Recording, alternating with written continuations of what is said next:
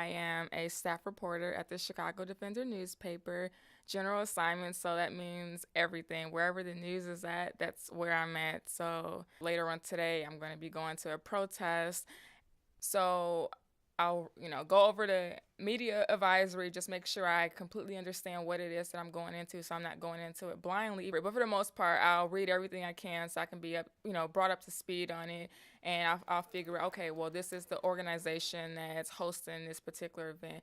Let me learn about them and who's the director or who's the president. So just kind of knowing who's in charge, who's running things. So when I get there, I know exactly who I need to go and interview. Columbia definitely prepared me for what I'm doing every single day. They really taught us how to cover city council and sit in these meetings and figure out, okay, so how do I find a news angle from this? How do I get sources? How do I find expert people to comment on whatever the issue is? So that's kind of how it is in this field. You just get thrown in and you sink or swim.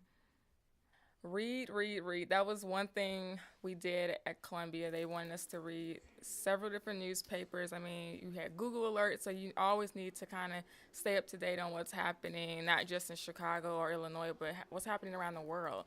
I don't plan on being at the Chicago Defender for the next 50 years, but I do know what I ultimately want. So I encourage other journalists to network, get mentors in the field, and just kind of see how their journey went. Your journey won't be exactly like theirs, but you'll kind of know what to expect when it's your turn.